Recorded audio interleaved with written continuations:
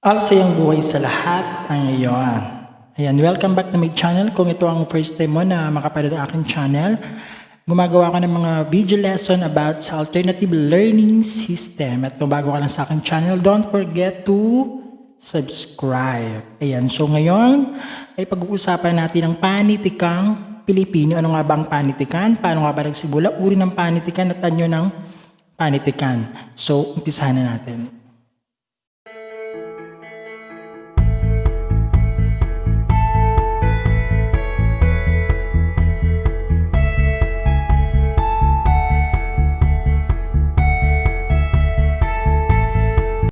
Ayan. So, alam niyo bang Pilipinas ay punong-puno ng panitikan? Magmula sa radyo, sa TV, di ba? Panitikan na matatawag ngayon, mga drama na pinapanood natin ay kinoconsider natin na panitikan. No? So, ang panitikan sa kasalukuyan ay matutunghayan sa madalian at maagang paraan dahil sa kaunlaran ng teknolohiya. Ibig sabihin, madali na siyang ma-access, no? Yung mga pelikula dati, yung mga classic movies, no? So, ang mga awit ay naitatala sa tape recorder, no? Pwede na siya sa cellphone, ng Spotify, di ba? CD, di ba? Maikling kwento na ano siya sa mga YouTube, panitikan pa rin yon. So, yung nung unang panahon ng ating mga ninuno ay mahilig din sa panitikang Pilipino. So, paano kaya nila naipakita ang kanilang pagkahilig sa panitikan? Yan ang pag-uusapan natin ngayon. So, ang panitikan ay ayon sa paghahalin. Paghahalin. So, yung paghahalin po ay napapangkat sa dalawa. No? Dalawa yan. Yung unang paraan is yung paglipat ng dila o bibig. Diba? Kasi dati, kwento lang yan hanggang paulit-ulit hanggang naisasalin sa henerasyon. So, tinatawag itong pasalin dila. Di ba? Yun yung mga alamatang pinya, ang alamatang kasoy, ang alamatang saging, yan. Isang halimbawa yan ang pasalin dila na hanggang ngayon ay nalalaman pa rin natin, no? Nakwento sa akin ng nanay ko, yung nanay ko, naikwento sa kanya ng lola ko, tapos ikukwento ko naman sa mga estudyante ko, that is the pasalin dila.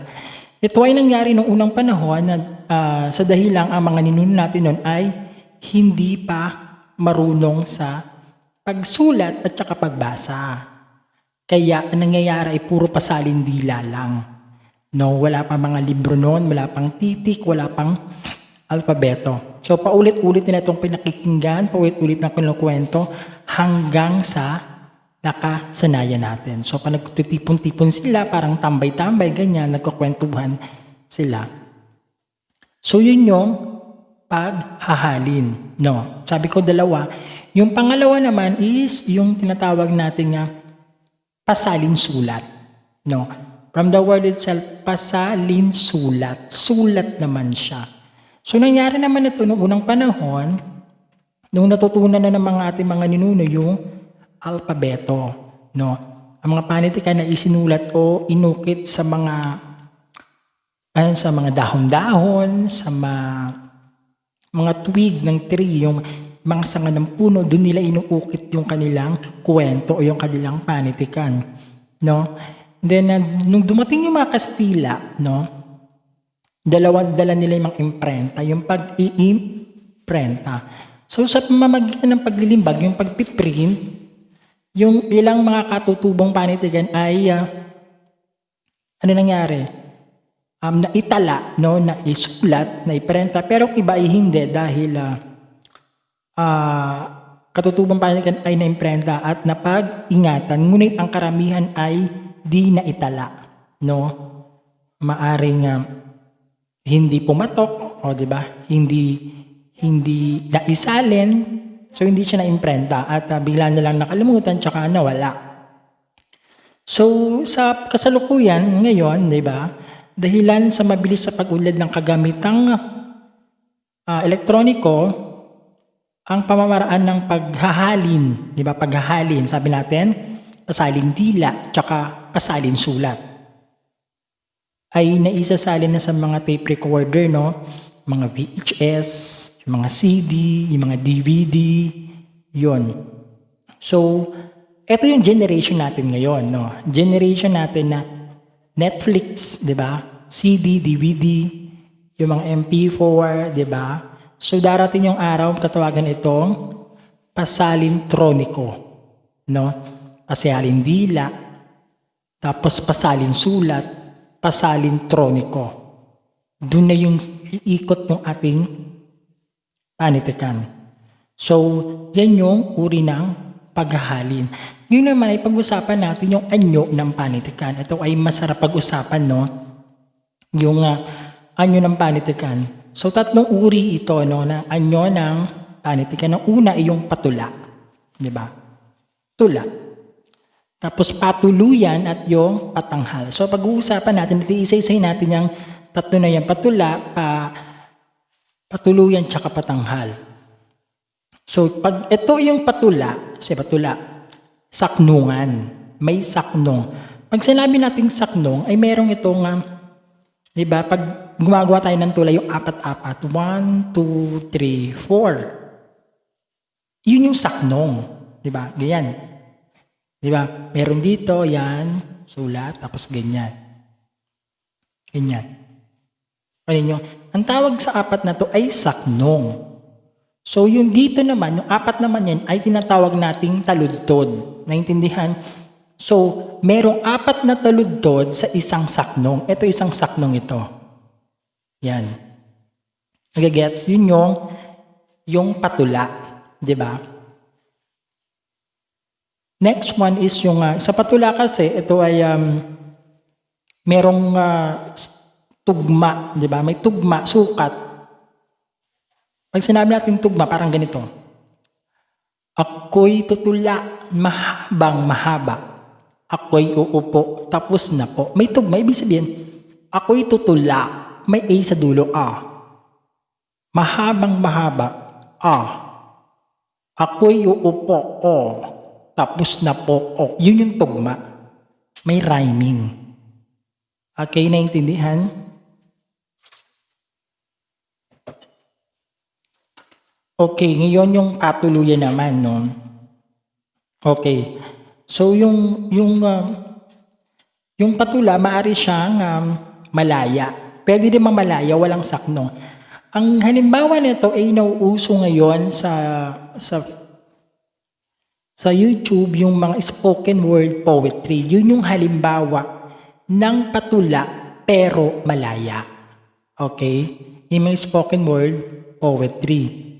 Malaya, patula siya pero malaya. Wala siyang tugma, wala siyang saknong, basta malaya siya. Pero patula pa din siya. The next one is yung tinatawag nating, pangalawa yung sinabi ko ay yung patuluyan. Yun. Yan naman yung ano ng panitikan kung tulad lamang na pang-araw-araw na takbo ng pagsasalita o mga kaisipan ang paglalahad. Sa halip na pasaknong ang mga taludtod, ito ay patalata. Talata naman siya. And yung patanghal naman is yung from the word itself, pagtatanghal. Dapat nasa entablado. Okay, dapat nasa stage. Yung mga teatro, yan yun. Yung isang anyo ng panitikan, yung napapanood natin sa tuwing Semana Santa o mahal na araw, yung Moro-Moro, di ba? Yung sa Marinduque, yun. So, pwede ito sa bahay, sa bakuran, kahit saan. Basta, itinatanghal. So, pwede rin itong patula, tsaka patuluyan. Halimbawa natin yung balagtasan. Para kayong nagdedebate, yung balagtasan. Entablado yun, patanghal yun, pero patula.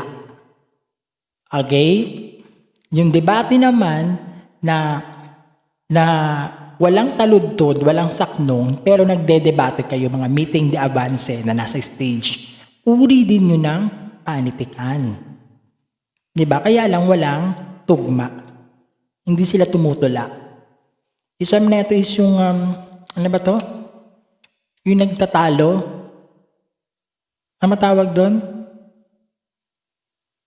Yung parang balagtasan pero nagtatalo kayo. Ano ba tawag doon? Bed? Yung nagdedebate kayo.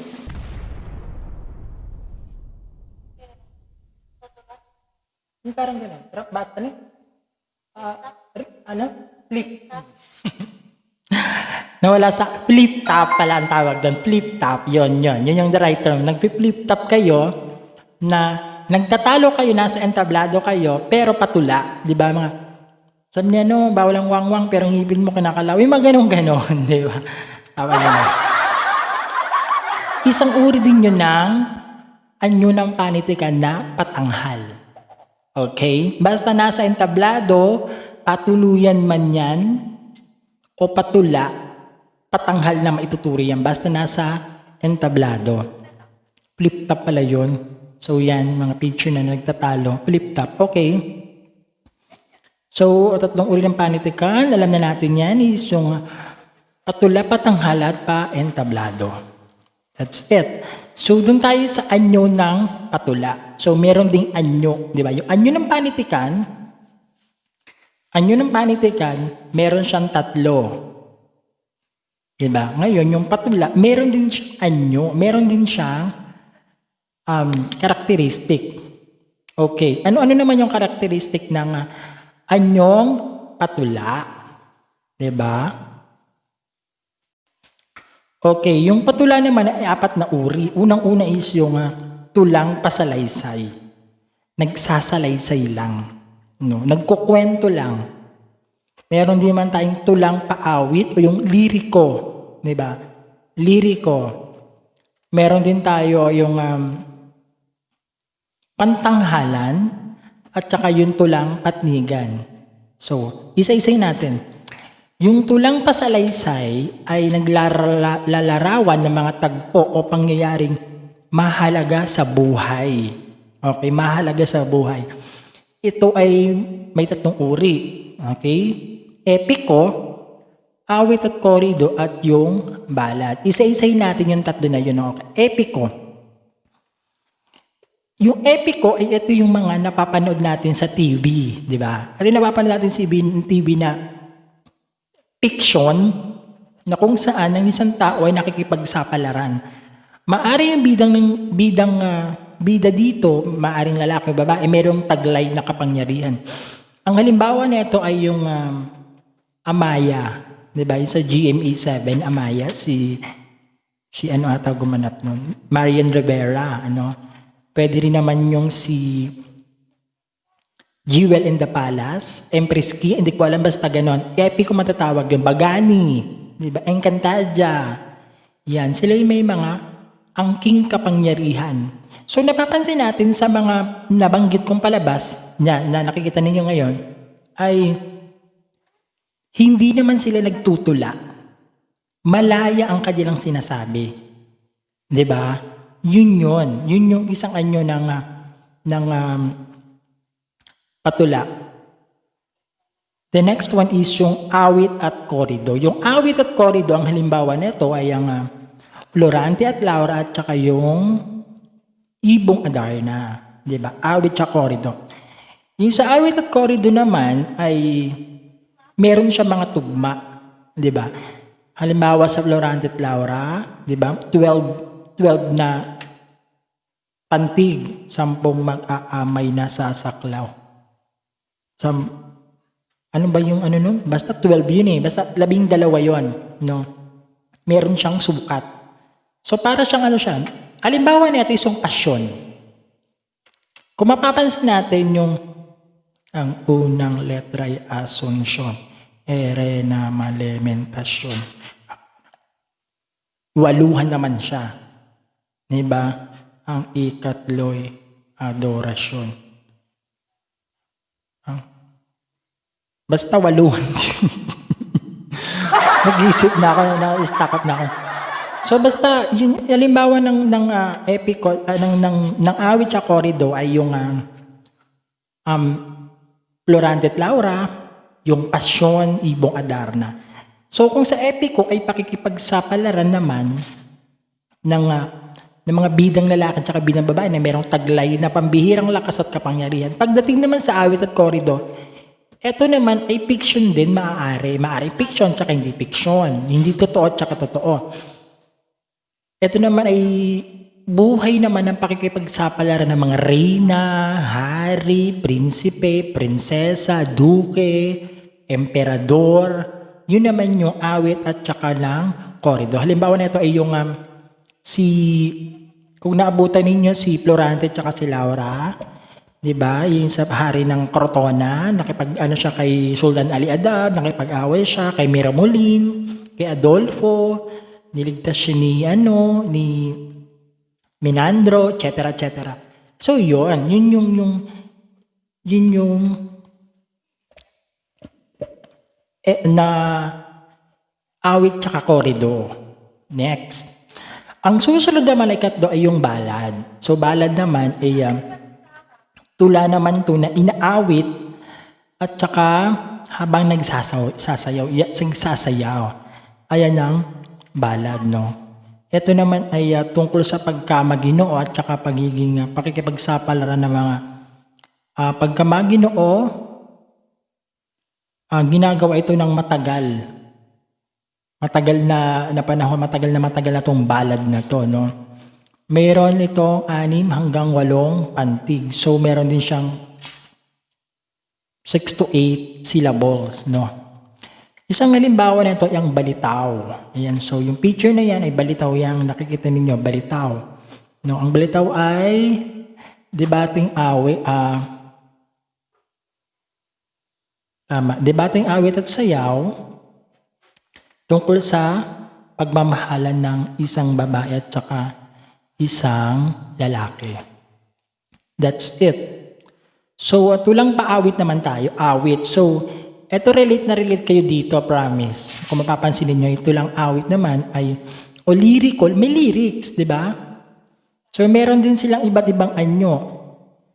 Ito ay una natin, yung awiting bayan. No, yung awiting bayan naman ito ay matagal na panahon na to para sa mga ninunong pa to, no? Na hanggang ngayon ay kinakanta natin tsaka inaawit pa rin na hindi nga natin alam kung saan, kung paanong nabuo, di ba? Yung awiting bayan. Halimbawa na ito yung tong tong tong pakitong kitong alimango sa dagat, malaki at masarap, mahirap mahuli sapagkat nangangagat. Kung papansinin nyo, yung liriko, kahit pa paano, meron din siyang rhyme. May tugma din siya, tong tong tong tong pakitong kitong alimango sa dagat, malaki at masarap, mahirap mahuli sapagkat nangangagat. So, meron siyang tugma sa dulo, no? Yun yung awiting bayan. Isa pa yung awiting bayan ay yung yung paro-parong bukid nalilipad-lipad sa tabi ng parang papagapagaspas.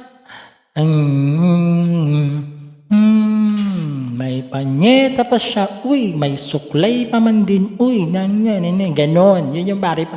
Meron din siyang, alam mo, nakakaano, yung madaling tandaan. Kaya siguro sa pakiwari ko ay napasalin-salin siya dahil merong madaling tandaan. Meron mga tayo, asawa ni Marie, araw-gabi, walang panty. Di ba yung gano'n na, nagkaroon ng rhyming yung gano'n na nakakatawa? Kasi, di ba, awiting bayan pagsalin-salin Meron pa kami nung bata, pag napipikon kami sa laro namin, yung, ang kapal ng muka, hindi na nahiya. Dapat sa iyo, pasabugin ng muka. Di may rhyming siya. Ang kapal na mukha, kapal na mukha, hindi na nahiya, pa din. Dapat sa iyo, pasabugin ng mukha, pa din. Parang, yun. Tapos, nadagdagan siya ng lyrics, di ba? Ulo-ulo lang, di kasama katawan. Pag kasama katawan, sa buhok pati lang. Di ba yung Ang kapal ng mukha, hindi na nahiya. Dapat sa iyo, pasabugin ang mukha. Ulo-ulo lang, nagkasama katawan sa buong patilaman. So, ganun yung mga naging awiting bayan na. Dahil madaling tandaan at nakakaaliw, napapasalin dila na rin natin, no? Meron pa nga ano ba yun? Nawala yung ayun, ang init-init, lumaminag konti, nakakasilaw ang araw, halimaw, bakulaw, kasama ka na doon, get, ako yung maganon. Diba? So, imaginein mo, ganun ka lakas ang impluwensya ng mga ninuno natin, no? Yung mga ng Kastila, yung mga ibang ninuno natin na matagal na panahon, yung pasalin dila, maaaring ito yung generation natin, masasalin pa rin natin sa ibang henerasyon. The next one, yun yung awiting bayan. Next one is soneto. Diba yung soneto naman, ito ay tula tungkol sa damdamin at kaisipan. So may tugma, may ano rin to, may syllable. May repantig din ito, no? 40 na taludtod. Dito ay may mapupulot na aral ang mambabasa. Ang halimbawa ng soneto ay ang Sonnet of the Workers' Right ni Amado M. Yuzon. Ay sinalin sa wikang Pilipino ni Joway Arrogante. Ito ay pinamagatang soneto sa karapatan ng mga manggagawa. So parte pa rin siya ng paawit o liriko. Elehiya. Diba? Tula naman ito tungkol sa namatay, kamatayan o pagdadalamhati, lalo na sa paggunita ng isang namatay na o sumakabilang buhay. Di ba? Isang halimbawa nito ay sinulat ni Bienvenido Ramos na may pamagat na Awit sa Isang Bangkay. Di ba? Tungkol sa patay, di ba? Alam mo ka din, di kita malilimutan, damhin ang tibok ng pukin ba yun? Tsaka yung ano ba yung pampatay na saan ka man naroroon sinta. Yun lang. Yun yung mga tinututuri natin na elehiya, no? And next one is yung dalit, no? Yung dalit naman ito ay kilala ito bilang isang awit sa pagsamba sa mga anito, no? Ngayon ay papuri sa Diyos o kaya ay Birheng Maria na ina ng Diyos o sa relihiyon. Yung halimbawa ito yung pag nagsisimba tayo, 'di ba, yung angelic hymn, 'di ba, yung sapagkat ikaw lamang ang banal ng kataas-taasan, ikaw lamang Hesus Kristo ang Panginoon kasama ng Espiritu Santo. Yan.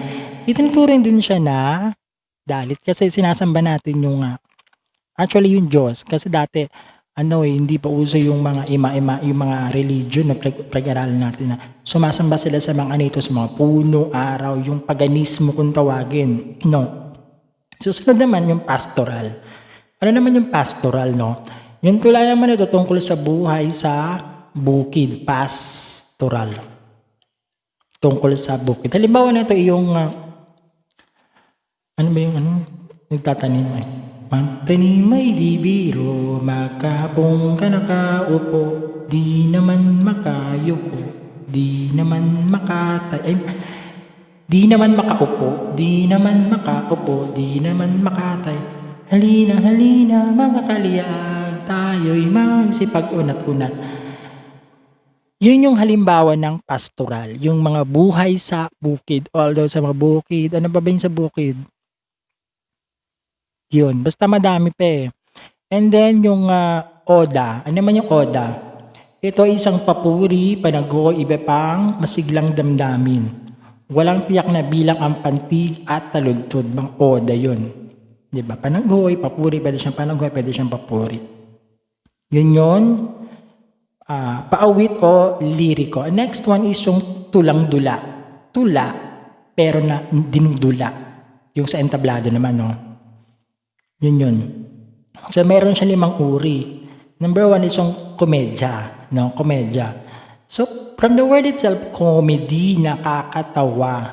So, eto kasing mga tulang-dula na to is siya live. Nakikita mo talaga nag-acting, 'di ba? Ito yung isa sa pinakamahirap kasi pag nagkamali ka, kailangan mong gumawa ng paraan o ad-liban na mag-a-ad-lib ka ngayon, anong gagawin mo kapag namali ka ng script. Kaya yung preparation talaga ng pagtatanghal, yung mga teatro, is matagal kasi dapat talaga perfect ka talaga.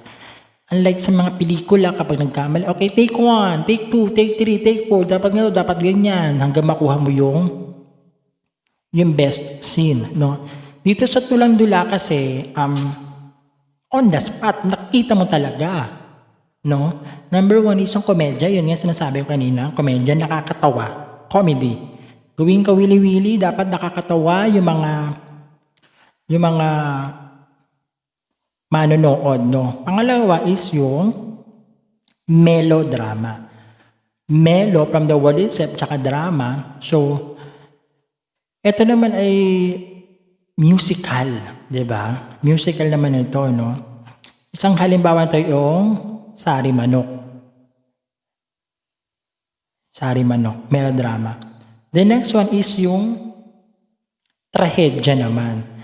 O trahedya naman ay nakakalungkot naman to kasi masyadong malagim at yung bukas ay malungkot, no? Parang sana nabuhay nila sa ganyan, hindi namatay, sana hindi binal. Ganun ang nangyari sa trahedya. I'm sure naman nung nag-aaral kayo, nakapanood kayo ng mga ganitong dula, no? Usually sa Gateway 2, sa may Araneta Coliseum. Alala ko yun, no? The next one is yung parsa. Yung parsa naman yung nakapagpapasya sa mga manonood dahil sa mga dugtong-dugtong na pangyayaring nakakatawa. Para siyang comedy. Kaya lang ito may pattern, no?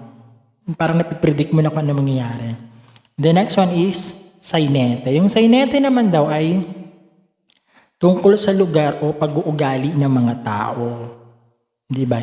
Ibig sabihin yung sainete kasi, ito yung tradisyon ng mga tao sa isang particular na lugar, ina-acting nila. O ina-acting ng mga actor tsaka actresses na nasa entablado.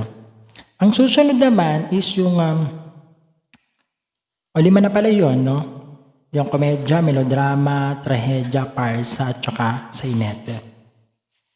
So, tulang patnigan naman tayo. 3 uri naman yung tulang patnigan. Una yung karagatan. Diba? Ano naman yung karagatan? Kasi duplo tsaka karagatan lumalabas sa quiz, sa exam, no? Yung karagatan po, ito yung ginagamit ang tulang ito sa laro, diba? Kadalasan tuwing mayroong namatay. Ito yung pinakalibangan nila, no? Yung pag may patay, di ba, nagbubugtong. Kaya sabi ng lola ko noon, bawal daw kami magbugtungan tsaka magsungka. May sungka kami dati. Kasi kapag nagbubugtungan daw kami, pampatay daw yon. Tsaka sungka. Kasi that time, yung panahon na yon, unang panahon, hindi pa pwedeng, di ba, yung tradisyon natin ngayon, di ba, nakikita mo may nagbabaraha, may nagiinuman, minsan may videoke pa, di ba? Iyon yung tradisyon na unti-unting unti-unting nababago.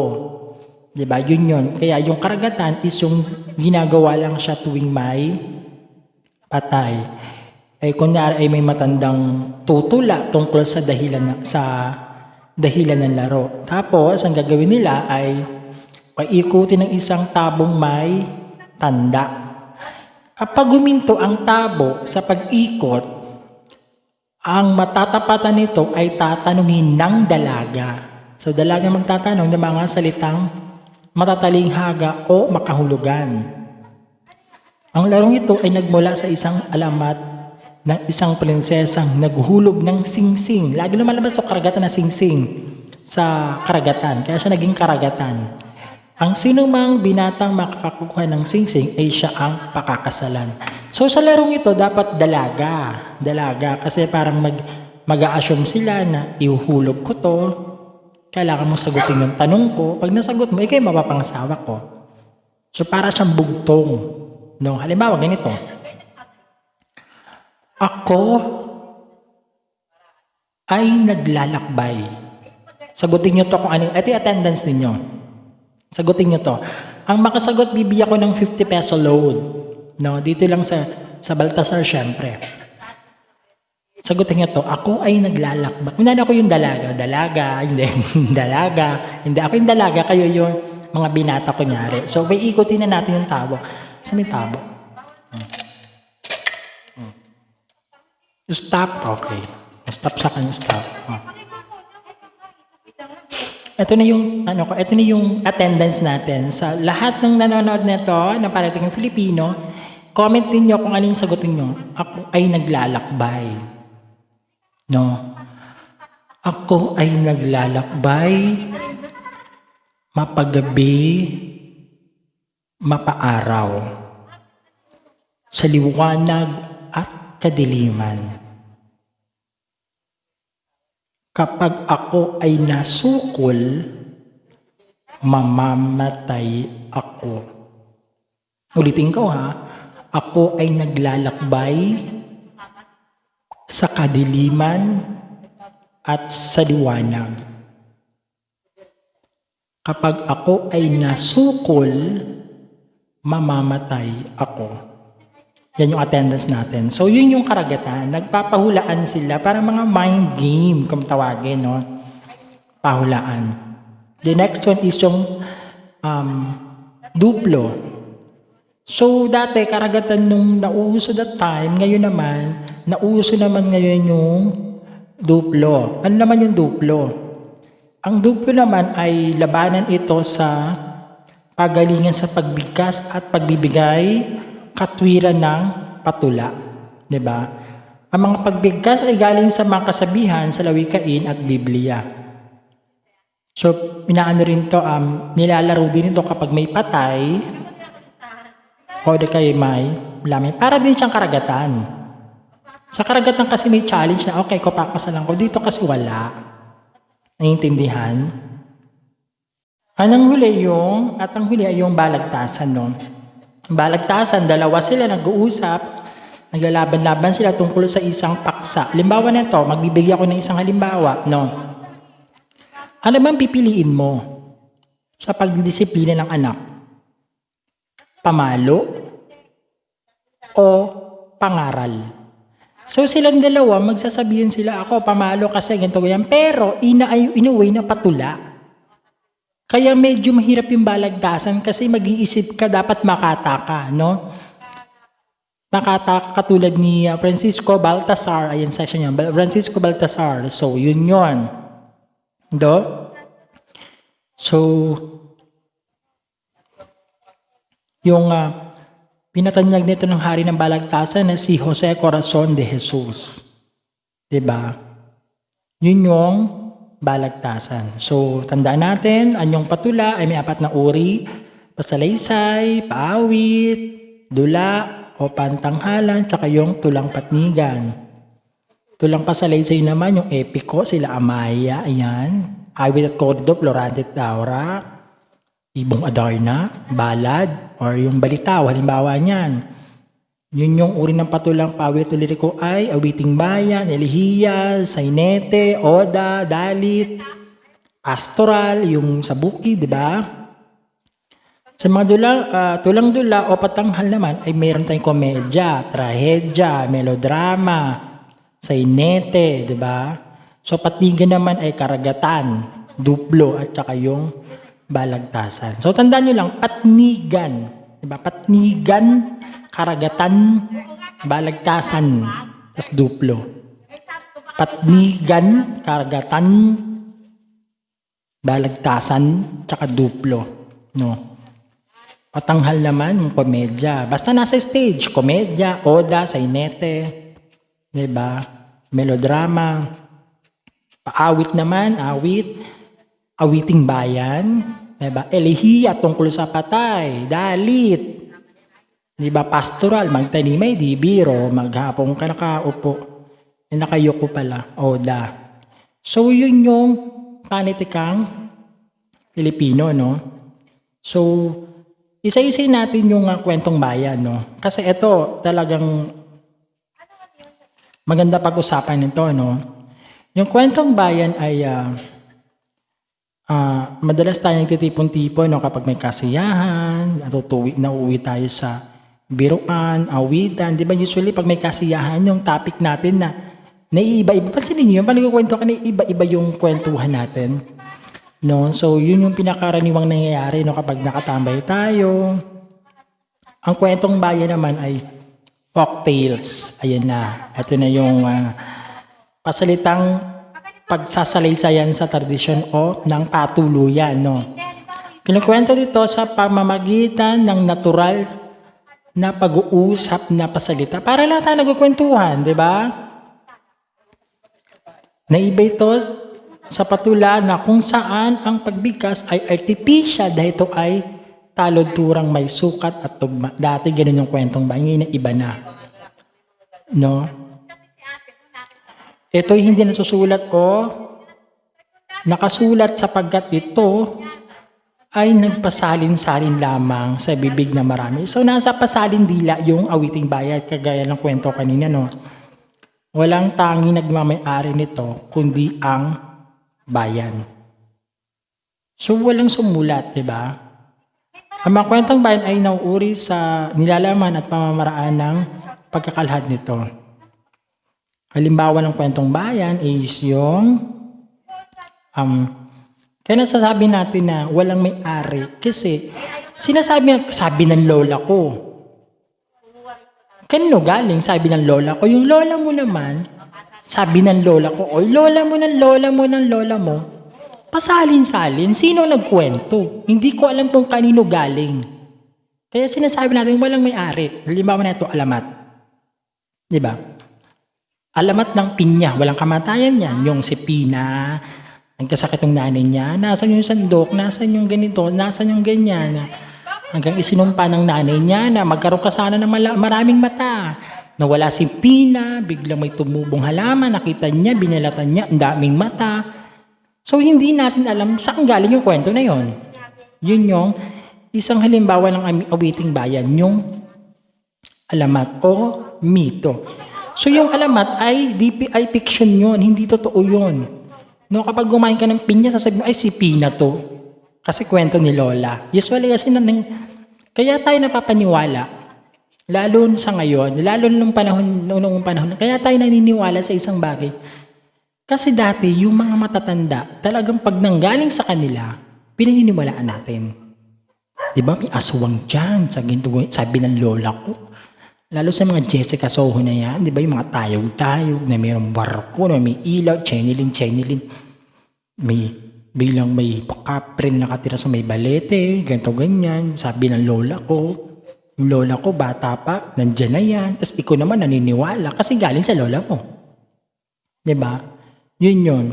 So, mito naman yung mga Diyos, diba? Diyos ng si Apollo, si Hades, si Hercules, si Zeus, may Diyos ng kidlat, Diyos ng ganito. Diba?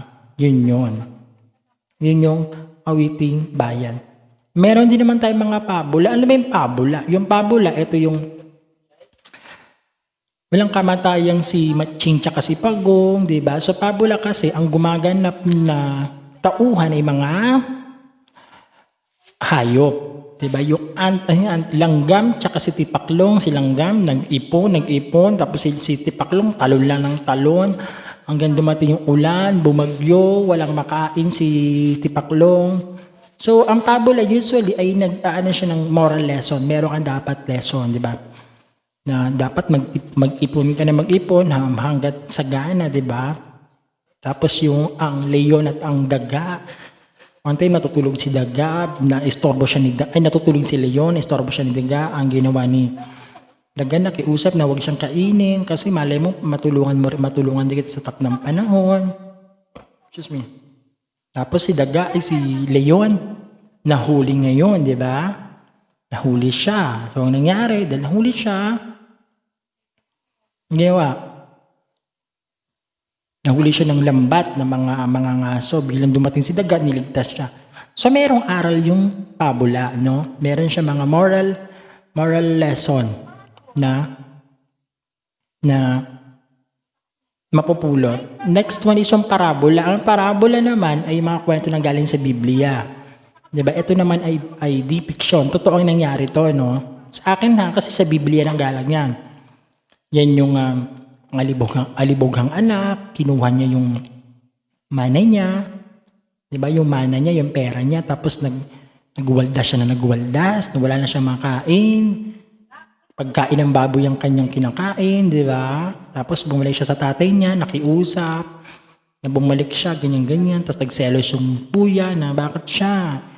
Pinagkatay mo, ganito ganyan, nag-inuman, nagkasayahan, samantalang ako nandito. Hindi mo ako ganyan. O, di ba? Sabi ng tatay, ikaw, nagagawa mo lahat dito, maayos ang buhay mo, yung kapatid mo, nagbalik. So may aral din yung parabola. So lahat yon ay galing sa Biblia. So, tapos meron din tayong mga kwentong kababalaghan, di ba?